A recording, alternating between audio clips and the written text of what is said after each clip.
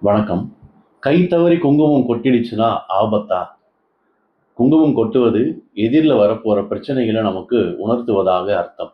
எப்பவுமே வீட்ல குங்குமம், விபூதி, மஞ்சள், கடவுளுடைய பிரசாதங்கள் இதெல்லாம் கவனமா ஹேண்டில் பண்றது ரொம்ப ரொம்ப முக்கியம். அதையும் மீறி கை தவறி கொட்டிடுச்சுன்னா பயப்பட வேண்டாம். இந்த பரிகாரத்த ஃபாலோ பண்ணிக்கோங்க.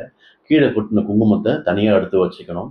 கீழ கொட்டுன இடத்தில் ஒரு ஈர துணி போட்டு நல்லா தொடச்சுக்கோங்க.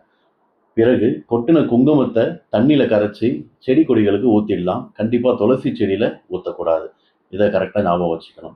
இதன் பிறகு உங்களுடைய வீட்ல ஒரு சொம்பு, பித்தள சொம்பு இருந்தா எடுத்துக்கலாம். இல்ல சில்வர் சொம்பா இருந்தாலும் எடுத்துக்கலாம். தண்ணிய ஊத்திட்டு, அது கூட கொஞ்சம் கஸ்தூரி மஞ்சள கலந்துடணும். கலந்துட்டு வீடு ஃபுல்லா எல்லா மூலையிலும் நீங்க தெளிச்சுட்டா போதும். இந்த தோஷம் நீங்கிடும். இதன் பிறகு உங்க குடும்ப தலைவருடைய பேர்ல பக்கத்துல இருக்கிற சிவன் கோவில், இல்ல முருகர் கோவில், இல்ல விநாயகர் கோயிலா இருந்தாலும் போயிட்டு அவருடைய பேரையும், உங்க எல்லாருடைய பேரையும் சேர்த்து அர்ச்சனை பண்ணிக்கிட்டீங்கன்னா, இந்த தோஷம் தலைக்கு வந்தது தலப்பாகையோட போன மாதிரி நீங்கிடும். பிறகு நீங்க அச்சப்பட வேண்டியதில்ல. எப்பவுமே கடவுள் சம்பந்தமான பொருட்கள நம்ம கவனமா ஹேண்டில் பண்றது முக்கியம். வாழ்த்துக்கள்.